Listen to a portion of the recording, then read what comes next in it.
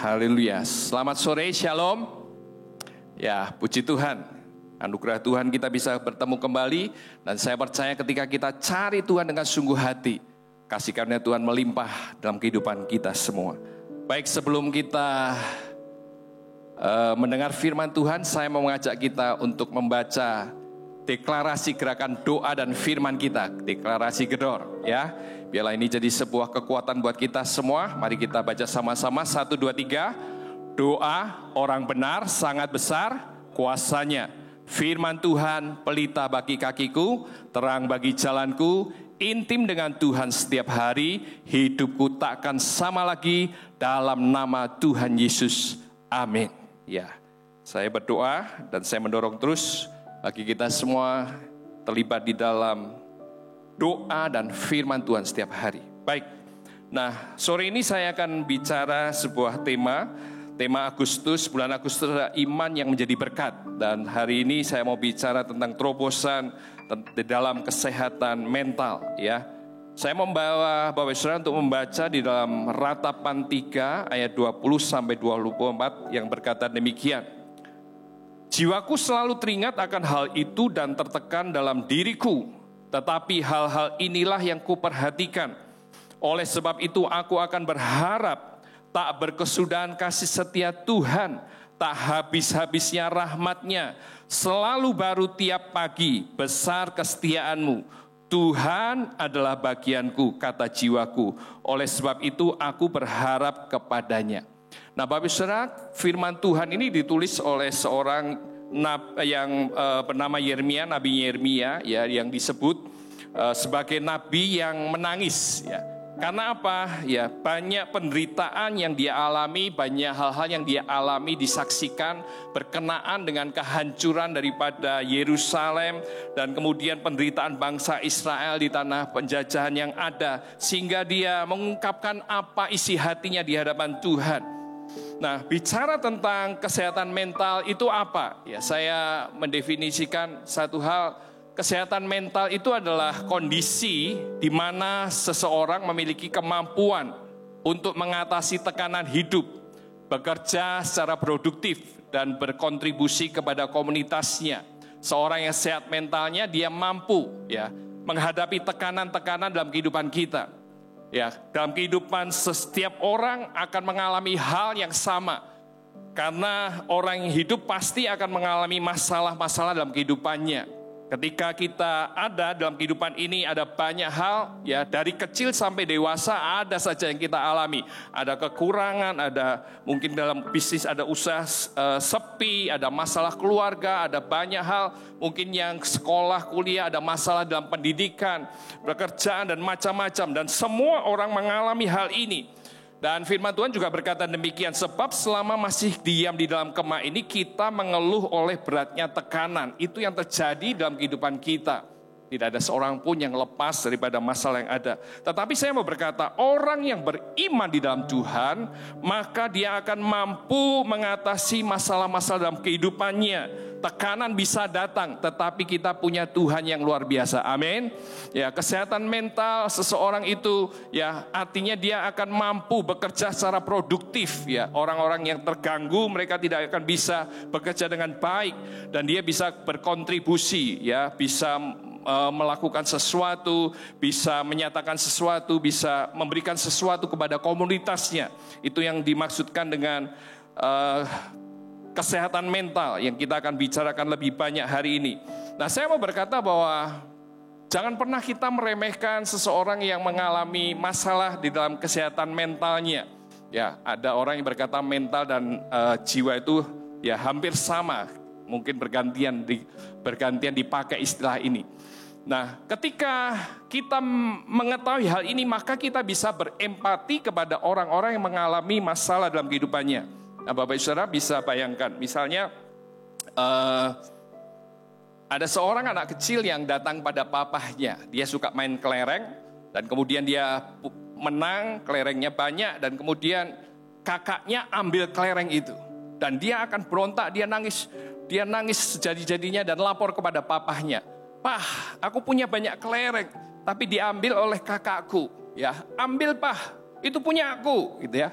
Tetapi papanya berkata, dah jangan kelahi. Ya, nanti papa belikan kelereng 1 kotak. Enggak apa-apa. Ya, papanya kan pikir itu berapa sih harganya kelereng. Ya, buat anak kecil itu masalah yang besar. Tapi buat papahnya itu bukan satu yang besar. Demikian juga di dalam kehidupan kita. Untuk yang muda mungkin putus cinta itu satu hal yang besar, masalah yang besar. Tapi bagi orang-orang yang mungkin sudah putus nyambung, itu masalah biasa. Amin. Tidak ada yang amin, karena tidak pernah ngalami mungkin ya. Ya. Nah, ada banyak hal yang kita lalui dalam kehidupan ini. Orang lain berkata, ini berat buat aku. Bagi yang punya usaha kecil, ya mungkin 10 juta itu satu hal yang berat buat dia. Tapi yang konglomerat, mungkin kehilangan 10 juta itu bukan apa-apa. Nah, oleh karena itu kita bisa berkata bahwa kita tidak bisa meremehkan tekanan yang terjadi di dalam kehidupan setiap orang, ya, karena di dalam tertawa pun, ya, orang itu bisa menangis, sementara kita berkata itu tidak apa-apa buat kita, tetapi ada orang-orang yang tidak bisa mengatasinya. Nah, orang yang tidak tahan dengan penderitaannya, ada banyak yang dilakukan. Ada yang memutuskan untuk merusak dirinya dengan narkoba, dengan obat-obatan yang terlarang, mungkin dia membunuhkah atau melakukan hal yang lain, atau mungkin dia bunuh sendiri. Ya, ada banyak hal karena dia merasa tekanannya begitu besar. Ada seorang anak pengkhotbah terkenal dari seorang penulis buku terkenal, Rick Warren. Ya, satu kali ya pendeta ini mengalami satu hal yang membuat dia sedih. Anaknya usia 27 tahun memutuskan bunuh diri di usia yang masih muda. Memang anak ini mengalami depresi, tekanan dari muda, dan dia tidak bisa lepas dari masalah yang ada. Ya, orang tua sudah mengupayakannya, tetapi dia tidak tahan dan akhirnya dia bunuh diri.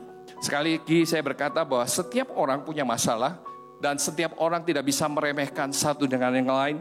Masalah yang dia terima ini buat dia mungkin besar, buat kita mungkin kecil. Tetapi setiap orang, biarlah kita punya iman yang kokoh di dalam Tuhan untuk mengatasi hal-hal yang terjadi dalam kehidupan kita. Nah, selanjutnya apa yang kita bisa pelajari daripada kesehatan mental ini? Ada berapa hal yang ciri gangguan mental? Saya bicara secara umum dulu sebelum kita masuk dalam lebih lanjut pada firman Tuhan. Yang pertama adalah orang-orang yang mengalami gangguan mental ini menghindari aktivitas dan keterlibatan sosial. Ya. Kalau ketemu orang-orang seperti ini mungkin mereka menyendiri, tidak mau kumpul orang karena cemaskah, ya mungkin karena khawatir, trauma dengan masa lalu, ya, ada ejekan-ejekan sehingga dia memutuskan, enggak, aku tidak mau kumpul dengan orang. Ya, aktivitas keterlibatan sosialnya ya dibatasi sekali dan dia tidak punya banyak teman di sana. Yang kedua bicara tentang sulit menjaga kebersihan. Orang-orang yang bermasalah dengan mentalnya, kita bisa ketemu jarang mandi gitu ya. Mungkin orang-orang seperti ini bisa kelihatan kondisi salah satunya mereka tidak merawat dirinya. Ya, ada peristiwa juga orang yang punya kamar tapi berantakan sekali, banyak sampah di sana, ada banyak hal ya sehingga menimbulkan bau. Ya, salah satu hal yang menjadi ciri gangguan mental yang ada. Mungkin juga orang itu sering tiba-tiba sakit, ya sakit mah karena cemas, ya. Mungkin juga ada psikomatis, maksudnya kadang-kadang ada penyebab sebenarnya bukan sakit beneran, tetapi karena sesuatu hal yang menimpa jiwanya, mentalnya, maka dia merasa sakit seluruh tubuhnya. Ada juga yang sering mengurung diri di rumah, ya di kamar, di rumah begitu ya. Orang-orang seperti ini, ya merasa rendah diri, tidak mau ketemu orang. Depresi, tekanannya kuat atas hidup dia. Dia merasa tidak berguna, tidak mampu ya mengatasi kehidupan yang ada. Ada tekanan pendidikan, ada tekanan pekerjaan, mungkin ada hinaan-hinaan sehingga dia mengurung dirinya, tidak mau ketemu orang. Dan mungkin juga tidur tidak nyenyak, ya banyak pikiran, banyak cemas. Ya kesempatan ini saya mungkin bicara juga ya, mungkin Bapak Ibu Saudara ada yang penyuka film horor ya, film yang menakutkan begitu ya. Mungkin kita perlu hati-hati untuk mengarahkan kepada anak-anak kita Ya, anak-anak kecil bisa mereka ketakutan dalam jangka panjang. Mentalnya terganggu ketika mereka menonton film-film horor yang ada. Anak-anak yang besar jadi agresif, apalagi kalau menunjukkan hal-hal yang siksaan atau agresif ya, sehingga mereka kehilangan empatinya, jadi orang pendendam. Ya, yang jadi persoalan juga orang-orang seperti ini mungkin dia lebih takut pada setan daripada takut sama Tuhan, karena nontonnya film-film horor terus begitu ya. Nah, hal-hal seperti itu bisa terjadi di tengah-tengah kehidupan kita, dan mungkin orang-orang di sekitar kita ada yang mengalami hal ini ya. Bahkan saya ketemu sebuah video ya, menunjukkan orang yang mungkin tidak kita anggap mungkin kita anggap biasa, tapi ini juga salah satu hal yang terjadi karena kecemasan dalam hidupnya. Mungkin teman-teman media bisa coba setelkan sebuah video yang ada. Kamu pernah lihat orang yang suka nyimpen kantong plastik bekas gula atau wadah plastik yang sebetulnya dia udah nggak butuh tapi tetap disimpan? Atau punya baju udah nggak muat tapi nggak mau dikasih ke orang lain? Atau punya makanan yang udah basi tapi tetap mau dimakan karena ngerasa sayang buang-buang makanan? Atau punya baju disimpan aja di lemari, nggak mau dipakai, sayang katanya. Ini namanya scarcity trauma, kondisi psikologis seseorang yang dulu pernah susah, pernah kekurangan sehingga dia jadi stres dan cemas kalau barang-barang itu mesti dibuang atau dibagi ke orang lain. Khawatir dia akan berada di kondisi kekurangan seperti dulu. Jadi bukan karena pelit ya, ini bikin mereka ngerasa cemas, nggak aman, nggak tenang, walau sebetulnya kondisi mereka udah baik-baik aja. Hal ini tentu aja mengganggu dan bikin hubungan sosial serta kondisi psikologis dan emosional mereka jadi merasa nggak aman, nggak secure karena ngerasa kekurangan terus. Ya, ada yang seperti itu. Nyimani kertas bekas, karton bekas, mungkin botol-botol bekas begitu ya. Dia berpikir satu hari nanti akan pakai, ya satu hari akan pakai. Ya ada pakaian-pakaiannya sudah kekecilan, eman-eman ini, kan bisa buat lap, bisa buat macam-macam begitu ya. Nah, ini ternyata salah satu gangguan mental juga ya begitu ya. Saya harap kita tidak mengalami hal ini ya, karena kita semua orang yang bermurah hati, amin. Ya orang-orang yang murah hati, kasih aja semua orang, pada semua orang gitu ya. Nah, ternyata kelompok usia 18-25 tahun itu dilaporkan sebagai kelompok yang tidak bahagia, mengalami banyak stres.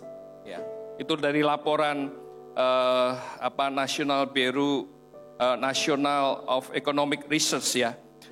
Nah, mereka mengalami hal-hal seperti ini, anak-anak remaja kita, anak-anak yang masih muda ya. Dan tentunya orang tua juga mengalami hal-hal seperti ini. Dan saya mau berkata, kita perlu iman yang kokoh di dalam Tuhan. Ya. Silahkan ada banyak masalah dalam kehidupan kita, tapi jangan biarkan iman kita lemah. Karena kita punya Tuhan yang kuat. Amin. Kita punya Tuhan yang luar biasa. Nah, kita masuk dalam firman Tuhan. Bagaimana iman itu mengatasi kesehatan mental seseorang, kesehatan jiwa seseorang. Ya, saya merenungkan dari ratapan 3 ini, kita bisa melihat bahwa yang pertama adalah baiklah kita mengakui dan mengungkapkan perasaan kita kepada Tuhan. Next. Akui, ungkapkan perasaan kita pada Tuhan. Ya. Saat kita menghadapi masalah, mari datang sama Tuhan, ungkapkan perasaan kita pada Tuhan. Seringkali kita datang kepada orang yang salah atau kepada hal-hal yang kita anggap menolong kita. Tetapi hari ini mari kita belajar seperti apa yang dikatakan oleh kitab Ratapan. Yeremia itu mengungkapkan perasaannya, kesedihannya, keputusasaannya kepada Tuhan. Bapak Ibu bisa nanti baca Ratapan 3 ayat 1-20 yang menggambarkan penderitaan. Ya, kesedihan, keputusasaan yang mendalam yang dialami oleh Israel membuat Yeremia menuliskan kitab Ratapan ini. Ya. Ratapan 3 ayat 17-20 next. Dikatakan dia berkata demikian. Engkau menceraikan nyawaku dari kesejahteraan. Aku lupa akan kebahagiaan. Sangkaku hilang lenyaplah kemasyuranku dan harapanku pada Tuhan. Ingatlah akan sengsaraku dan pengembaraanku. Akan ipu dan racun itu, jiwaku selalu teringat akan hal itu dan tertekan dalam diriku. Yeremia merasakan hal ini. Ya. Ada banyak hal yang terjadi dalam kehidupan kita, tetapi izinkan engkau bicari Tuhan, ungkapkan bahkan kekecewaan kita, mungkin kemarahan kita. Rasanya kita sudah melakukan semua firman Tuhan, tapi mengapa hal ini terjadi? Tetapi datanglah sama Tuhan. Tuhan punya cara ya untuk menjawab segala keluhan kita. Datang sama Tuhan. Dan ungkapan perasaan ini jadi langkah yang penting untuk kita ya mengalami proses kesembuhan, mengalami proses penyembuhan yang ada. Firman Tuhan di dalam Mazmur 62 ayat 9. Mari kita baca sama-sama. 1, 2, 3. Percayalah kepadanya setiap waktu, hai umat, curahkanlah isi hatimu di hadapannya. Allah ialah tempat perlindungan. Yang percaya katakan amin. Curahkan isi hatimu.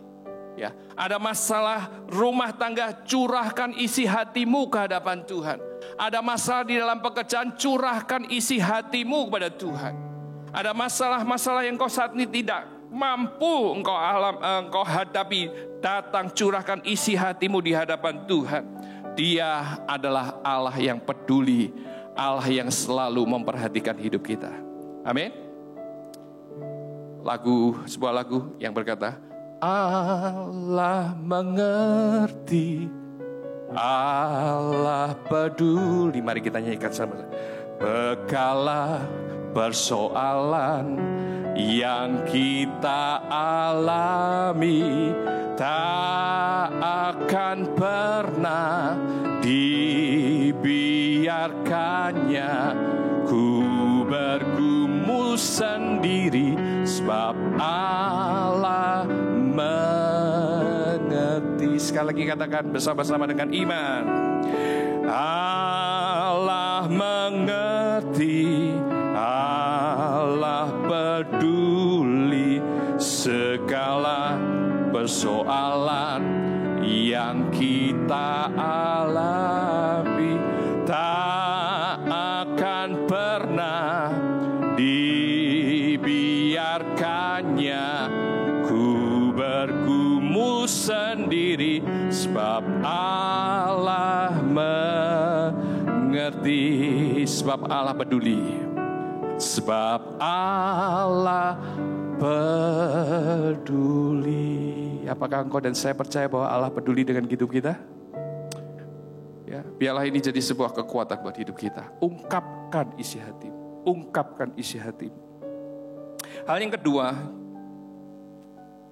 seperti ratapan 3 ayat 20-24. Mari kita berharap kepada Tuhan di tengah penderitaan kita. Harapan kita hanya Tuhan. Ya. Jiwaku selalu teringat akan hal itu dan tertekan dalam diriku. Itu yang terjadi dalam kehidupan Yeremia. Dia selalu teringat, tertekan dalam hidup dia. Tetapi ini yang diperhatikan oleh Yeremia. Dia menuliskan begini, tetapi hal-hal inilah yang kuperhatikan. Oleh sebab itu aku akan berharap. Tak berkesudahan kasih setia Tuhan, tak habis-habisnya rahmat-Nya, selalu baru tiap pagi, besar kesetiaanmu.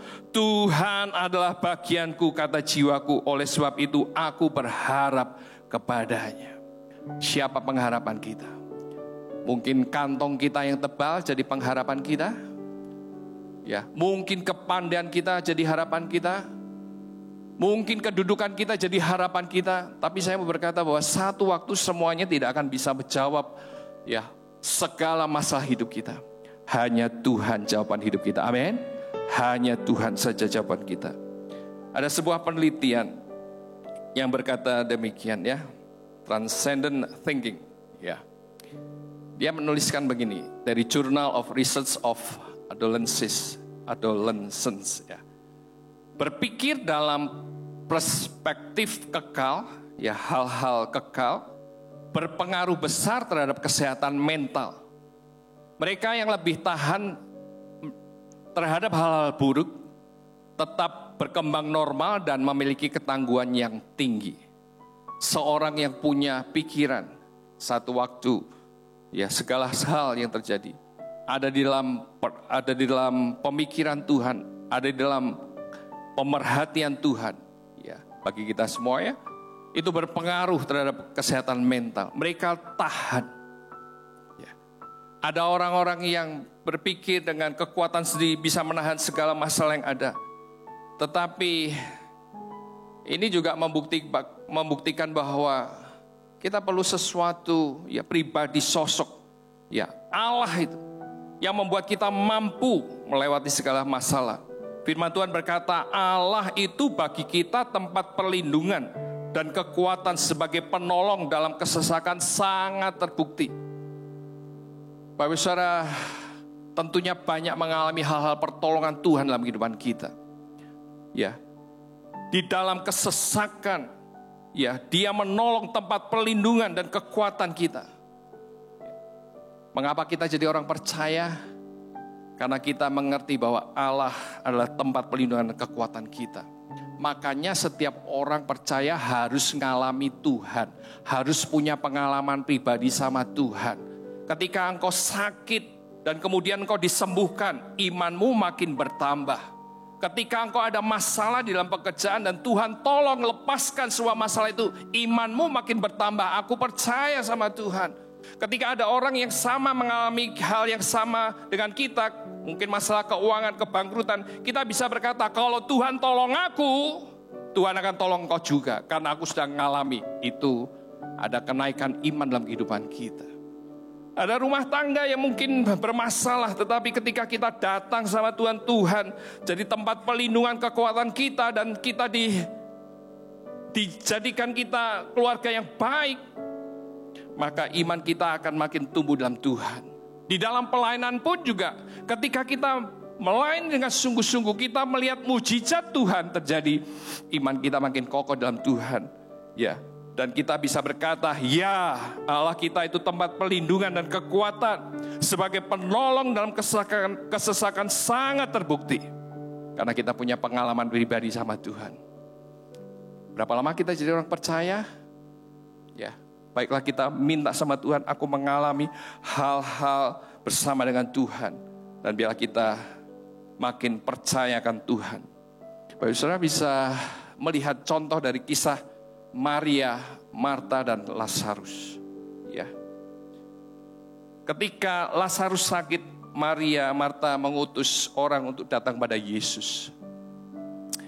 Dan Yesus berkata, oke, kita akan sana. Tapi ternyata apa? Yesus masih 2 hari ada di Yerusalem. Padahal jarak Betania dan Yerusalem hanya sekitar 3 kilometer. Tapi Yesus menunda 2 hari di sana. Sampai kemudian Yesus datang ke tempat Maria, Marta. Dan sampai di tempat itu, Marta berkata, kalau engkau ada di sini Yesus, maka saudaraku Lazarus tidak akan mati. Dia mengungkapkan kesedihan hatinya pada Yesus. Dan kemudian Maria juga datang pada Yesus ketika Marta berkata, itu ada Yesus. Dan Maria dengan sedih dia berkata, Tuhan, kalau engkau ada di sini, ya Lazarus tidak akan mati. Dan dikatakan Tuhan sangat sedih. Tetapi tidak hanya sampai di sana, dia mendatangi tempat Lazarus berada di sana. Dan dia berkata kepada orang-orang, ya, kata Yesus, angkat batu itu. Marta, saudara orang yang meninggal itu berkata kepadanya, Tuhan, ia sudah berbau sebab sudah 4 hari ia mati. Jawab Yesus, bukankah sudah kukatakan kepadamu, jikalau engkau percaya, engkau akan melihat kemuliaan Allah. Satu perkataan yang luar biasa. Engkau dan saya mungkin mengalami tekanan, ada masalah yang terjadi menekan hidup kita, menyebabkan stres, pikiran-pikiran yang terus melayang, bagaimana menyelesaikannya. Tetapi ketika kita datang berharap sama Tuhan, firman Tuhan hari ini berkata, jikalau engkau percaya, engkau akan melihat kemuliaan Allah. Mari kita katakan hal ini, jikalau engkau percaya. 1, 2, 3, jikalau engkau percaya, engkau akan melihat kemuliaan Allah. Ada apa yang terjadi dalam kehidupan kita. Tetapi kalau engkau percaya sama Tuhan, engkau dan saya akan melihat kemuliaan Allah. Yang percaya katakan amin. Ya. Katakan pada diri kita, jikalau aku percaya, aku akan melihat kemuliaan Allah. 1, 2, 3. Jikalau aku percaya, aku akan melihat kemuliaan Allah. Coba lihat kiri kanan, tunjuk kiri kanan, katakan jikalau engkau percaya. 1, 2, 3. Jikalau engkau percaya, engkau akan melihat kemuliaan Allah. Yang percaya katakan amin. Berikan kemuliaan bagi nama Tuhan. Haleluya. Ini satu hal yang harus kita bangun dalam kehidupan kita. Kalau engkau percaya, engkau akan melihat kemuliaan Allah dalam hidupmu. Dan Lazarus dibangkitkan dari kematian. Engkau yang tertekan dengan masalah yang dihadapi.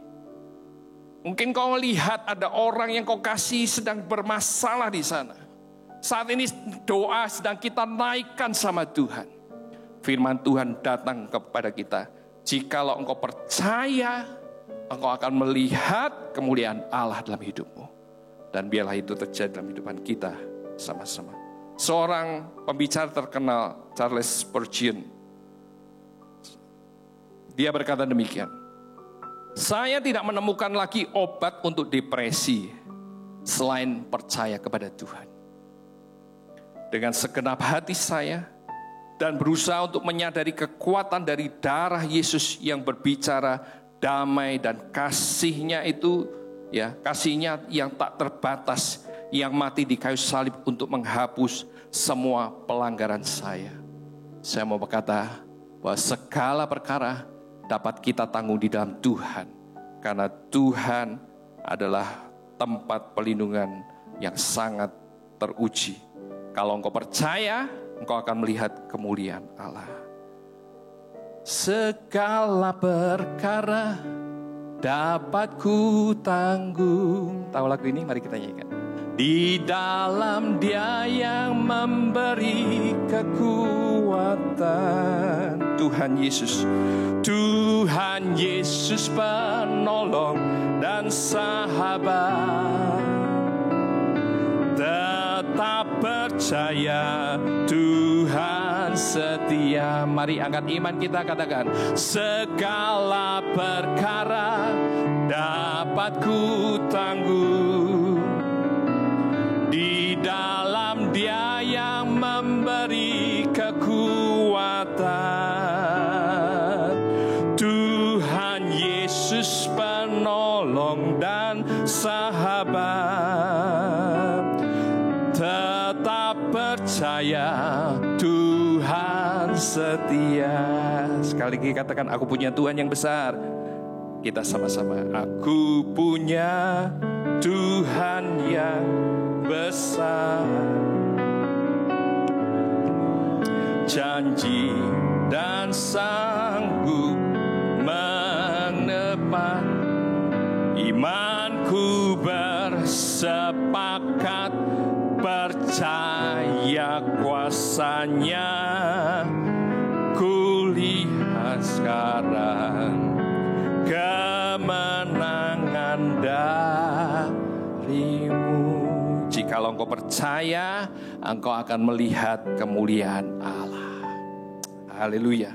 Hal yang ketiga yang kita bisa pelajari daripada kitab Ratapan ini adalah, ya, kita perlu dukungan dari komunitas iman kita. Ada banyak masalah yang tadi saya katakan setiap orang mengalami. Kita perlu dukungan dari komunitas iman, orang-orang di sekitar kita. Ada sebuah sindrom namanya Duck Syndrome, ya, sindrom bebek gitu ya.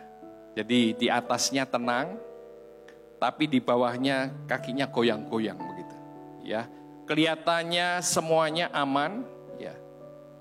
Tetapi ternyata di bawahnya dia sedang berjuang. Ada banyak hal yang disembunyikan, tidak menggambarkan kondisi seseorang. Tersenyum sih tersenyum, ya. Tertawa, tapi ada banyak hal yang menimpa di dalam hidupnya sehingga kelihatannya semuanya baik-baik aja, padahal dia sedang tertekan di sana. Ada masalah-masalah yang dia menekan hidup dia, ada kecemasan-kecemasan. Mungkin tidak kelihatan ya, tetapi bisa terjadi di antara kita, di dalam keluarga kita. Ya, kita mungkin bisa cek ya keluarga kita bagaimana, ya. Kelihatannya baik-baik aja, tetapi karena tidak mau jujur ya kelihatannya semuanya berjalan dengan lancar. Ya. Ada seorang muda gitu ya, dia bercerita karena masalah yang kelihatannya baik-baik aja dia berpikir, dia tutup-tutupi semua, akhirnya masuk rumah sakit jiwa. Coba kita lihat videonya. Pasti diagnosa bipolar dan sempat dirawat di rumah sakit jiwa. Gue dikasih tahu sama dokternya kalau gue tuh selama ini terlalu memendam semuanya sendirian. Gue mendam semua emosi yang gue rasain. Kalau misal gue nangis, gue nggak nangis. Gue berusaha untuk bahagia. Ketika orang tua cerai gitu juga, ngerasa kecewa tapi sok-sok happy. Terus pas dibully, gue marah, gue nangis, gue kecewa tapi gue nggak lampiasin dengan baik. Gue cuma pura-pura senyum, pura-pura nggak apa-apa. Semenjak gue tahu gue sampai separah itu, sampai masuk RSJ karena hal sepele kayak gitu, mendem perasaan kayak gitu, akhirnya gue mutusin saat itu juga buat nggak mendem perasaan lagi. Gue belajar untuk memvalidasi emosi gue sendiri. Ketika gue nangis beneran. Ketika gue marah tapi lampiasinnya dengan cara yang tepat. Dan ya pokoknya intinya belajar memvalidasi emosi lagi dan lebih terbuka terhadap perasaan diri sendiri.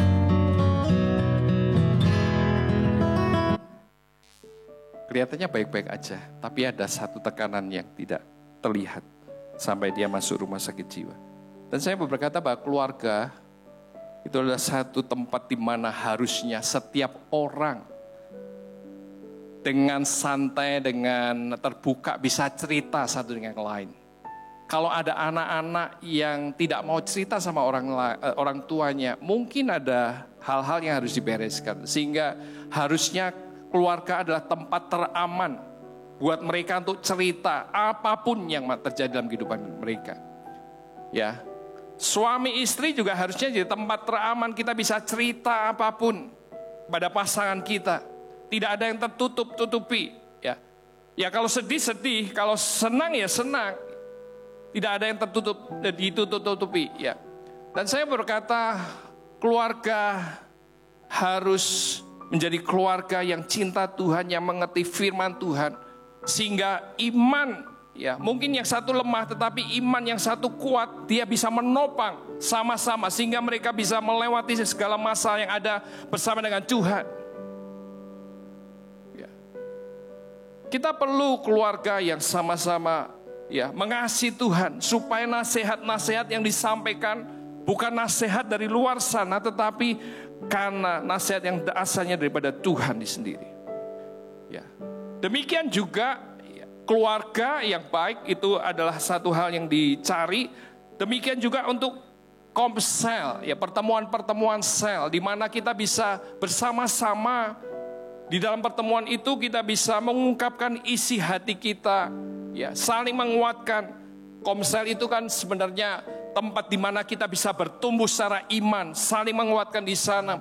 Kita bisa menjadi teman bicara, kita bisa saling menolong mereka untuk tumbuh dewasa di dalam pemuritan dan menerima orang-orang yang jauh daripada Tuhan bisa masuk dalam komsel-komsel yang ada. Karena ketika komsel itu menjadi tempat yang nyaman, tempat yang aman, ya, maka akan ada banyak kelepasan, akan ada banyak pertolongan yang terjadi. Ya, orang-orang yang mengalami masalah-masalah dalam kehidupannya, engkau membutuhkan dukungan komunitas iman, ya, untuk menjaga kesehatan mental yang ada. Satu kali ada seorang suami istri masih muda, punya 2 anak. Ya, dia kerja bolak-balik dari Jawa Tengah. Kebetulan dulu saya di Salatiga. Dia satu kali suaminya naik sepeda motor ambil barang di Semarang, ya, naik sepeda motor dan kemudian terjadi kecelakaan besar dan sang ayah ini meninggal.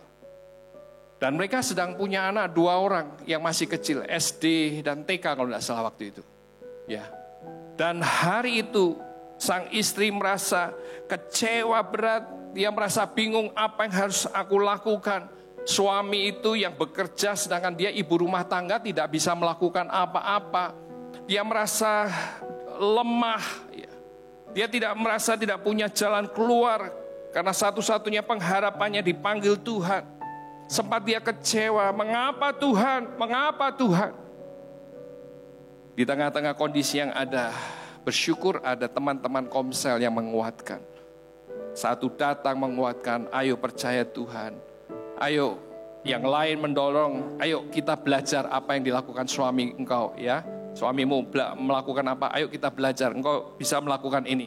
Yang lain mendukung, ya selama berapa waktu didukung di dalam, ya ada support sedikit untuk keluarga ini supaya bisa melakukan aktivitas seperti biasa. Dan banyak hal yang terjadi. Dan komsel ini membawa ibu ini menjadi kuat di dalam Tuhan, ya, menjadi semangat lagi meskipun ditinggalkan oleh sang suami.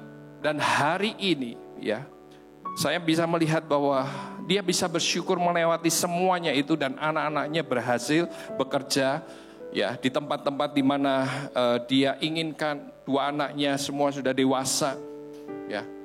Kalau melihat 15-20 tahun yang lalu yang terjadi, ya mungkin tidak ada harapan buat ibu ini. Tapi ketika ada komunitas iman di sana, ya ibu ini dikuatkan dan bisa melewatinya. Karena di komsel yang ada harusnya ini yang terjadi. Saling mendukung, mendoakan, membantu sama dengan lain menghadapi tantangan-tantangan yang menyebabkan seorang mungkin lemah atau mungkin putus asa. Firman Tuhan berkata demikian, Filipi 2 ayat 1-3.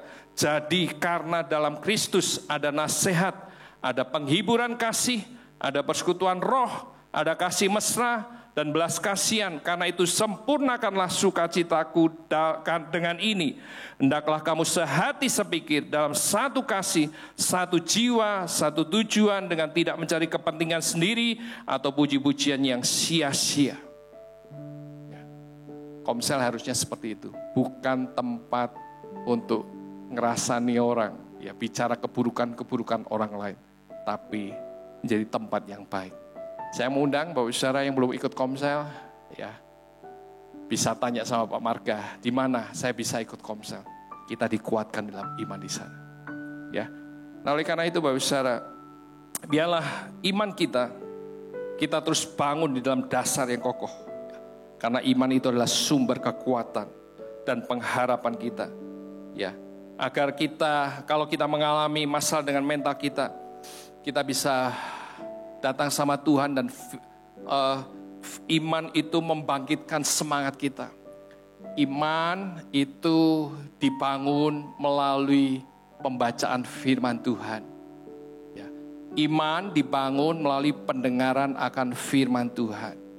Oleh karena itu sekali lagi dari mimbar ini saya dorong Bapak Saudara untuk ikut gerakan doa dan firman.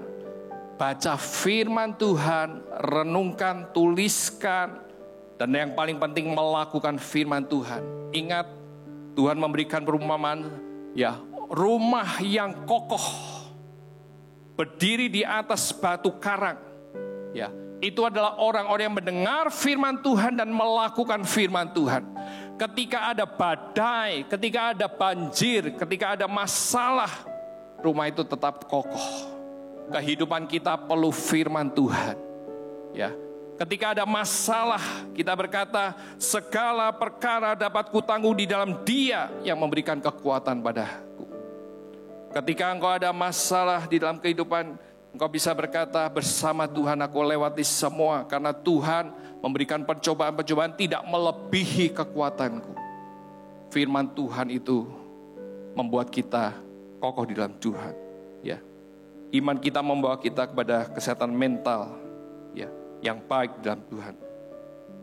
Dan saya ingin kita semua memiliki seperti yang dikatakan 3 Yohanes 1 ayat 2. Saudaraku yang kekasih, aku berdoa supaya semoga engkau baik-baik dan sehat-sehat saja dalam segala sesuatu, sama seperti jiwamu baik-baik saja. Dan biar itu yang terjadi dalam kehidupan kita semua, karena kita sehat, jiwa kita sehat. Ya.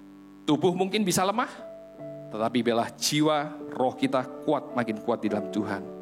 Kiranya Tuhan melimpahkan kasih-Nya agar setiap orang hidup dalam kesehatan mental yang baik. Amin untuk firman Tuhan.